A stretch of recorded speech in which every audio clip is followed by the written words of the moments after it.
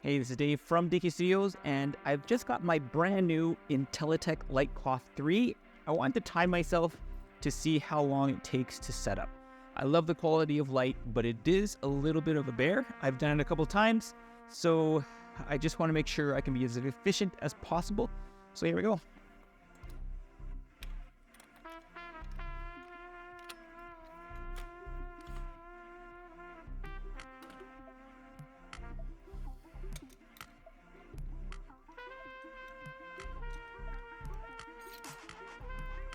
Righty-tighty.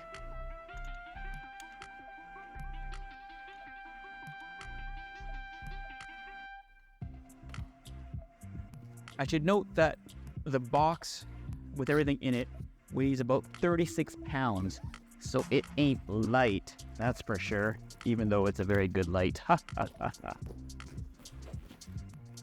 And there's a lot of Velcro, I should note. And I do find it easier. This is the crossbar. To mount the crossbar first. And the crossbar has two holes in it. Those have to aim out.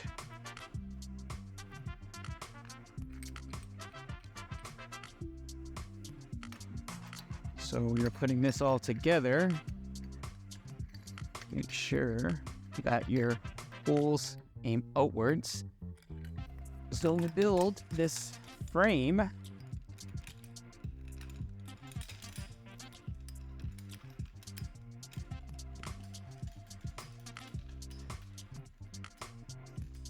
you can open these guys right up and make sure the holes align before you put the clasps on.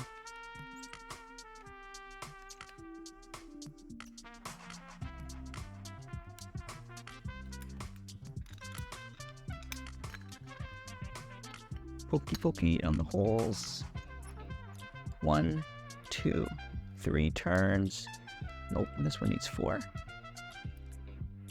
Maybe 5. That's solid-ish. This one probably needs another turn. After this, the light panel is the magic part. It just comes down.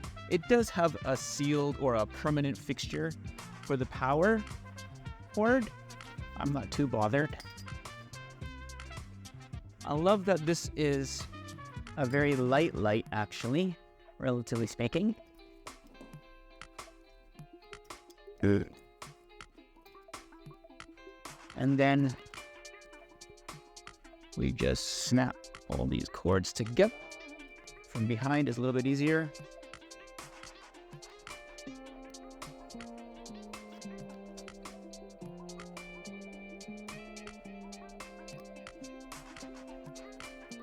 And I've left these all undone in the bag so that they're faster for me to snap when I come to it, but they do seem to get stuck to the Velcro, which is not ideal. We'll see how badly they fray in the long haul. And the soft box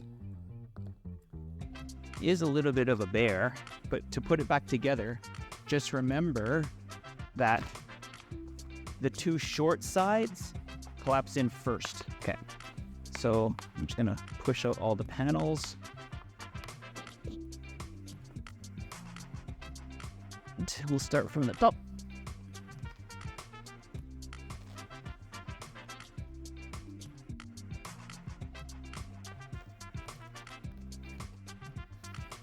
Look to the side.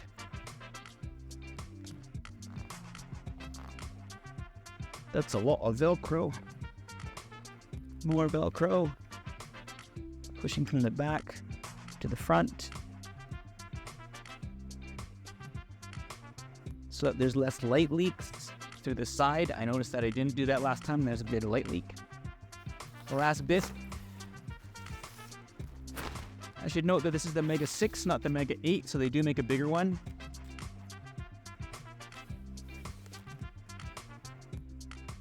And I don't use their grid that they gave us because I find that it's a little bit too Useless.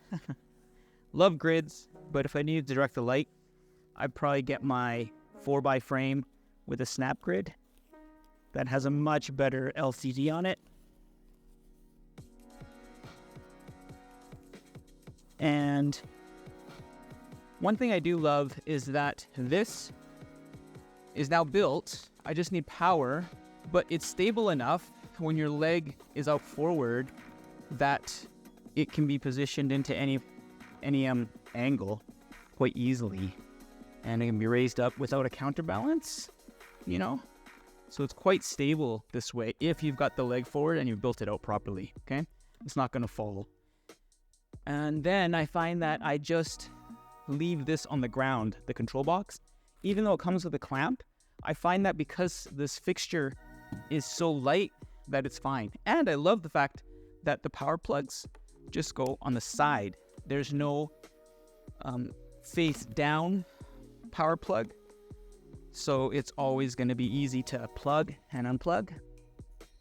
Let me just plug this in the wall. And turn this on. And press select. And we're ready to rock and roll. This is all set up and ready to go. Let me just get this under control a bit. And just show you what the quality of the light looks like. So let's turn this way.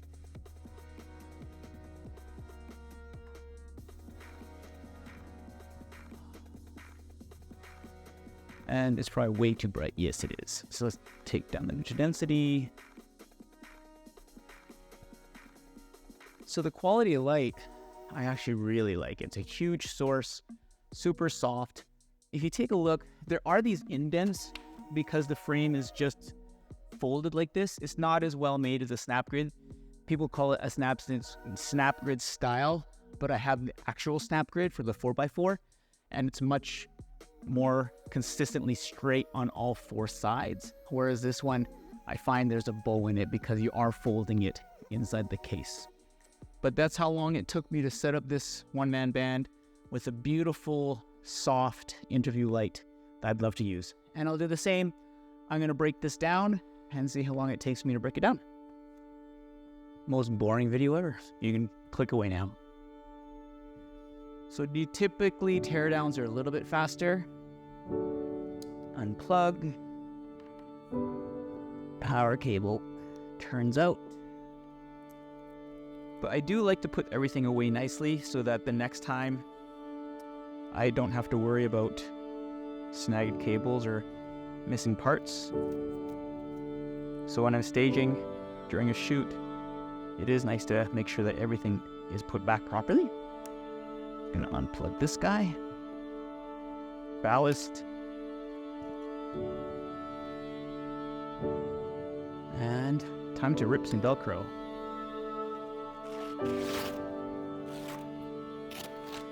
And there's no nice way to put this in, so that's going to be the last part that I'm going to put in. And again, more Velcro. So I do like that the softbox is deeper than the original. I do have the original shorter softbox on order. So it's out of stock.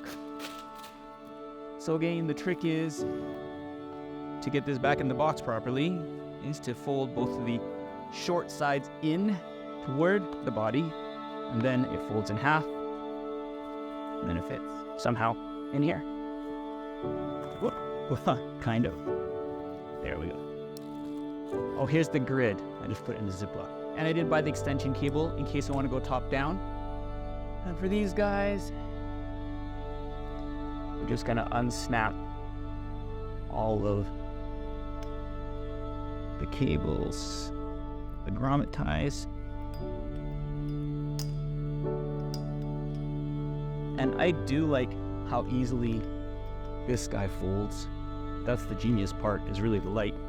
And because this was the RGB WW version, I can match pretty much any color, no matter what kind of lights I'm dealing with in the ambiance. If I don't want to overpower them, I can always just match them, which is nice. And I do leave it unwound just a touch so that it's easy to get back out. Now this guy. So 1, 2, that's enough. 1, that's enough. This comes apart. Both sides fold in.